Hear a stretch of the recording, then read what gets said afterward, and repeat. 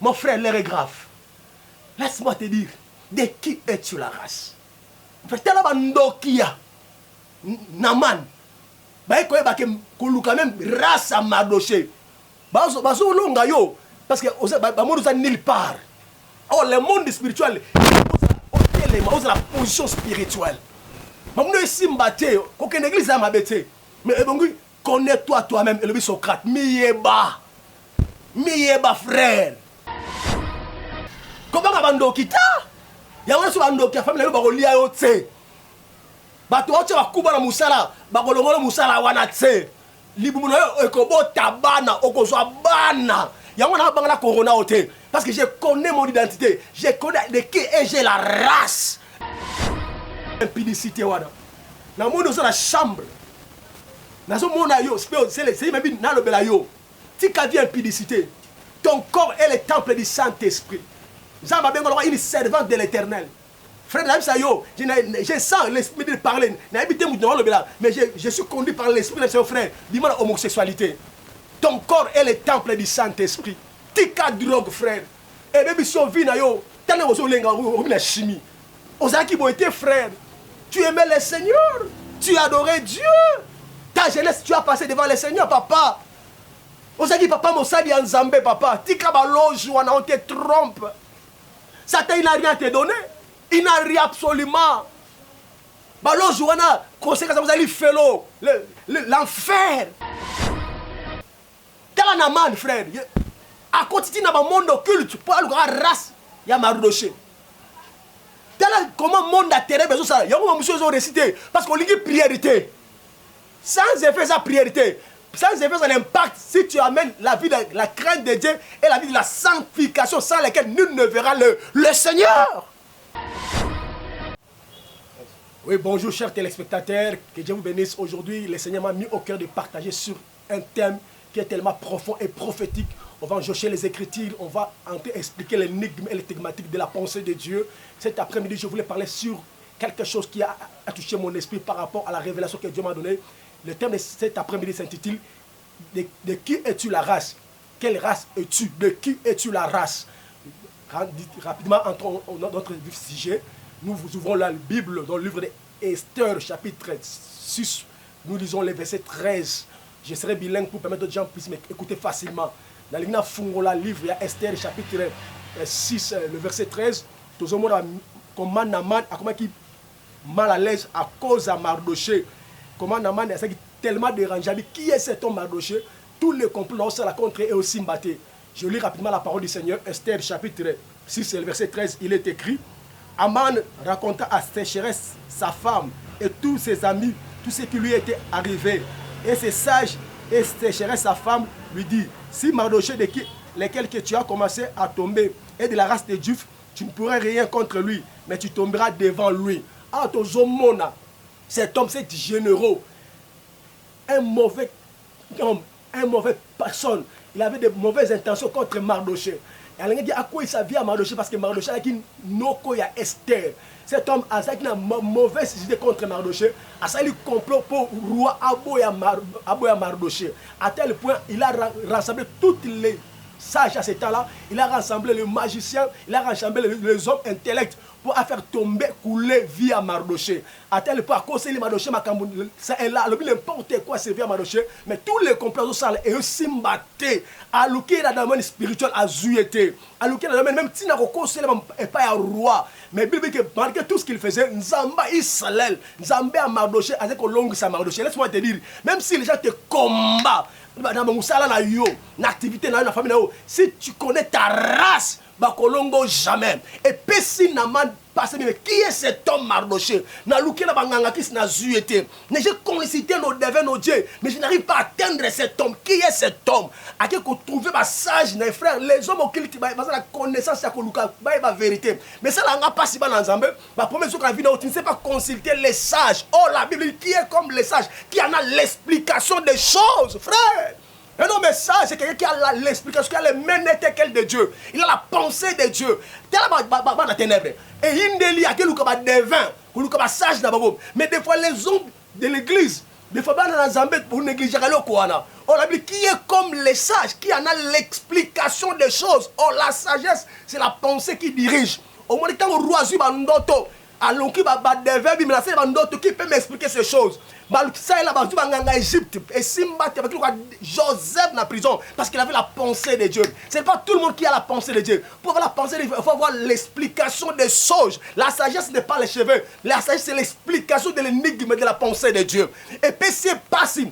Naman alali pongite, aki koutana moi sinaï comme les Zérach, avec une femme qui consultait les idoles, qui consultait les signes des zodiaques, et a rassemblé ma sage, mais bon, comment cet homme me Mardoché, nazo lukaye, mais nazo koulonga été, c'est pour nazo bundise, nazo koué la scène aïe, ma sage va se consulter, va se rassembler, va se consulter, non, bah quand dans le domaine spirituel, bah qui ah, cet homme Mardoché avait un esprit supérieur, bah si naman, qu'est-ce que oh na biso tala ko banga bandoka fana minote ataba lukisio mama ataba bundiso ko banga te mais le problème de qui es-tu la race tant ba maluki non ils ont compris que dans sa vie Mardoché il était de la race des juifs il est de la race des juifs frère tu ne peux rien devant lui oh mon Dieu béni soit le Seigneur donc il m'a dit mon esprit à Paul Zola Tangaï je sens quelque chose qui me touche alléluia frère ton problème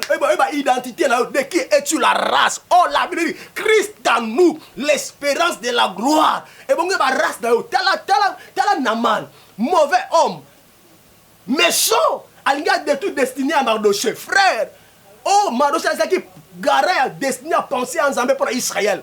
Avant que nous Mardoché ça et là. Les petits gens Moussala là yo frère. Baso combattre yo. Nami ma papier yo simbatse. Oh ça la continuer le simbete. Même la santé là rien ne marche. Oh bon tate, je ne sais pas quel est ton problème. Mais laisse-moi te dire mon frère ma soeur. De qui es-tu la race? Frère le monde spirituel ma race fait contact. Frère, le monde spirituel, c'est un monde sensoriel, un monde spirituel. Il y a un monde qui comprend les messages après-midi. Oh, de qui es-tu la race? La Bible, la à Babylone, il y avait plusieurs devins, il y avait plusieurs astronautes, plusieurs magiciens. Mais en Daniel, il avait un esprit supérieur. Donc, le monde spirituel, le monde à degré. Paul a dit, Dieu m'a retiré de l'esprit, je m'ai ravi de l'esprit. Je suis monté dans le 3e, 4e, 7e ciel. Monde spirituel, monde dans la dimension. Oh, la Bible, la profondeur appelle la profondeur. Si tu es profond, Zamba au Fungola, oh, bon, bamba. Tala comment cet homme, Naman Azui qui m'y a été à cause de Mardoché, frère.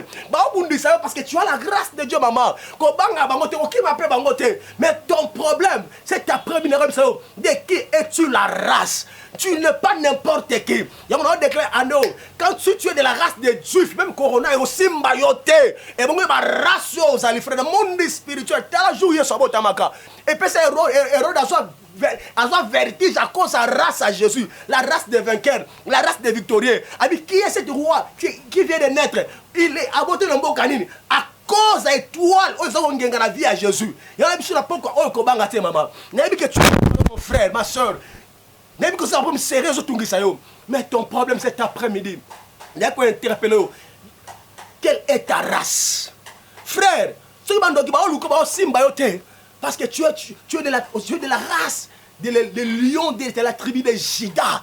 Il s'appelle Jésus. Maintenant, il faut le domaine spirituel. Dans le monde des ténèbres, il y a trois sortes d'esprits. Il y a des esprits maléfiques, il y a des esprits incubateurs, il y a des esprits cyclistes et cloniques. Donc il faut que permettre de comprendre le monde spirituel. Tant qu'on a un couloir spirituel, il y a de qui est Mardoché. Parce que il y a des gens qui ont été. Moutou frère, une conférence interne de sorciers. Bando qui va vendre une conférence interne de sorciers. Pour la sujet Moutou à Moko. Il va te blaguer ça. Même vie nos ans. Il y a trop de problèmes. On va vendre de la vie. Il y a la pongi, mais il y a des gens qui vont se retirer. Ça va gêner. Ça va boycotter. La Bible tu il y a des gens qui ont gêné à cause de Paul. La Bible Paul va bomailler. Frère, il y a des gens qui ont gêné forcé pour venir les déclasser. Mais va bouger, va déstabiliser destinée. C'est pour ça pourquoi après vidéo, ne crains pas ma soeur.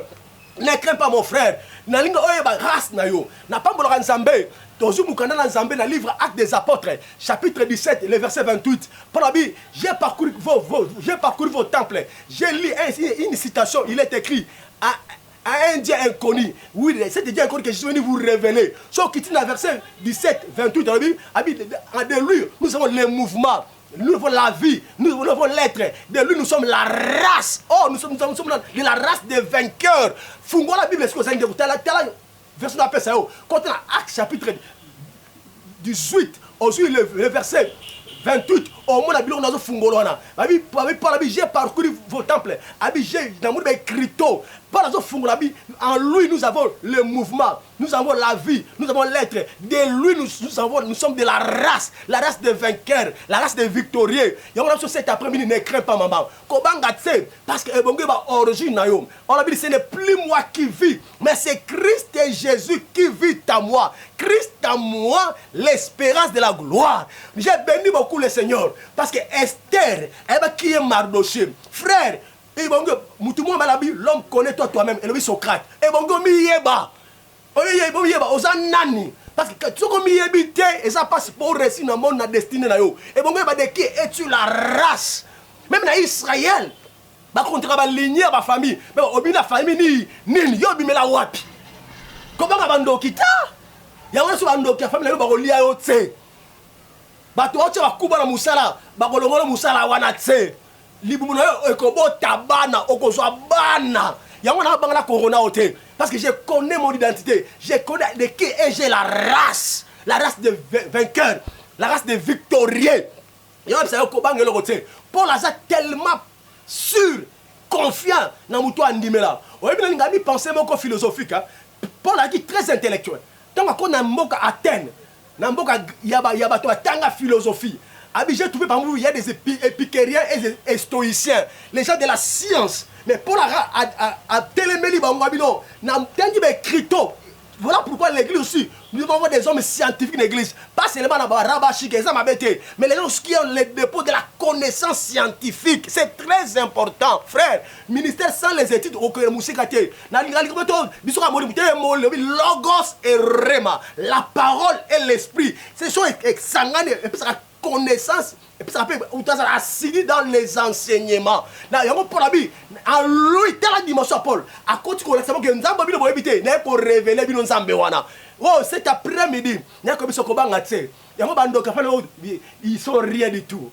Bamando na kobanga bango tie papa singala oketo mon frère. Tiko kendaka ko papa nganga kisi. Mbongo la kotala ngo pesa na évangile to gagner ba âme. Tiko mbisa mbongo na yo frère. Le plus grand bongo miyeba. Jésus est puissant, pas seulement puissant, mais il est tout puissant. Il a vaincu la mort, il a vaincu les sorciers, il a vaincu les magiciens. Il n'est pas un charlatan, il n'est pas un moalimou, il n'est pas un marabout. Il est le Seigneur des Seigneurs, le roi de haute gloire. Que le nom de Jésus soit élevé. Et on a bishop, de qui es-tu la race? Papa, mon frère, l'air est grave. Laisse-moi te dire, de qui es-tu la race? Frère, Ndokia, Naman. Bah quand même race à Mardoché. Parce que nulle part. Oh, le monde spirituel, il pose la position spirituelle.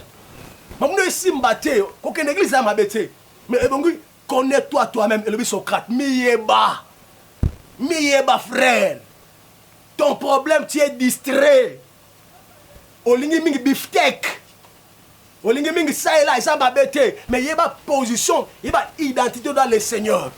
Il y a un son frère, Kobangate. Oh, je sens, il y a une l'onction qui descend sur moi.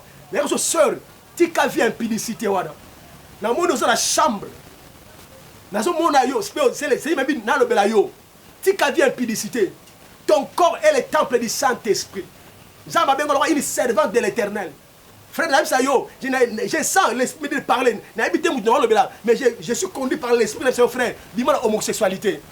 Ton corps est le temple du Saint-Esprit. Tika drogue, frère. Et même si on vit dans yo, t'as la chimie. Ozaki bon était frère. Tu aimais le Seigneur. Tu adorais Dieu. Ta jeunesse, tu as passé devant le Seigneur, papa. Ozaki papa Mosadi Nzambe, papa. Tika baloge, on te trompe. Satan, il n'a rien à te donner. Il n'a rien absolument. Conséquence, vous allez faire l'enfer. Toi qui n'as pas encore reçu Jésus. Frère, Nabonzambe, où tu es chaud, où tu es froid. État transitoire des alratés. Tu es des alratés, Nabonzambe. Bimana hypocrisie. Sœur, il est écrit, celui qui juge l'extérieur, je suis l'intérieur. Tel que mon ma sœur. Ton corps là est pour la gloire du Seigneur. Papa, pour moi c'est aboyo, comme ivrogne, comme ma sanga, comme ma drogue, parce que souci non frère, il est le consolateur des cœurs brisés. Il s'appelle Yehoshua Hamashia. Frère, attention à la classité, c'est pas la fin du monde. Nous avons la grâce, nous avons la classe, comme bon matin. Côté Kanzo, tu n'es pas. Toi, tu es la fille de Dieu, tu es le fils de Dieu. Voilà pourquoi cet après-midi, n'est qu'à interpeller comme ça. De qui es-tu la race? De qui es-tu la race? T'as un amant, frère. À côté de mon monde occulte, pour la race, il y a ma rocher. Comment le monde a terre besoin de ça? Il y a beaucoup de choses à réciter. Parce qu'on dit priorité. Sans effet, ça priorité. Sans effet, ça l'impact si tu amènes la vie de la crainte de Dieu et la vie de la sanctification sans laquelle nul ne verra le Seigneur. Quand on est sous rap, et bien on ressemble pour la coronavirus. Ne sois pas chrétien par rapport à une réalité comme la Mokili. Mais la vie, Christ doit vivre en toi. Yeso kat na yo elika na kembo. Y'a ça va la tout sur la nangai peu importe ce que ça livre frère, cher collègue pasteur. Tomi eba, ezambe tengete. Singaloke tes frères. Zongela nzambe l'air est grave. Quelle est votre identité? Quelle est ta race? J'aime beaucoup l'apôtre Paul, il est sûr de ce qu'il est. Alors Paul a dit de lui nous sommes la race des vainqueurs, la race des victorieux. De lui, il y a le mouvement. De lui, il y a l'être. Il y a la vie. Cet après-midi, na sengi na yo. Oye ba identité na yo. Quelle est ta race? Que Dieu te bénisse.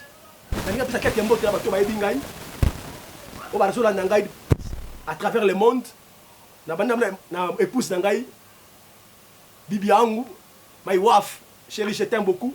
De gros bisous, maman Ginette, Basika Moïgirwa. Est-ce que ça vous dans la capitale battre la bande nanga malam na kati prière toujours na lingo mingi mama soki yote mais ça on a le lobo été j'en va pas mbolo parce que na zui moi c'est malam na pas mbobé ban église nyoso ya armée Christ vainqueur ban nanga nyoso que Dieu vous bénisse tous les pasteurs qui travaillent là collaborateurs dans le collège pastoral nyoso papa Paul moi mbiza papa mbola yo frère Willy kola pambola yo Jérémie Bahati nzaba pambola yo maman Jeannette, maman Méliane, maman Emilia, Bozé Belé, la ligne de surtout. Bozé Anga, n'a pas mal de famille Basika, Kuna en Allemagne, na France, n'a pas mal de famille Mike Boulunda na Zambie, Mike Boulunda na Canada, n'a pas mal maman Christine, na Australie, maman, God bless you, n'a pas mal papa Floribert, na Bangladesh, papa, Losako Bokulaka, Yayo Angwana, n'a pas mal de Rapon Brazzaville. Na pamboli batu ya Angola, Bondia, Calamita na soya, ba frontière funga bomo nanga kuna ya bino. Na pamboli corps de Christ nyoso.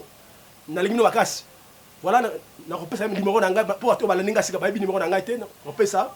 Ça 00243 89 79 32 353 la bandeli 00243 89 79 32 353.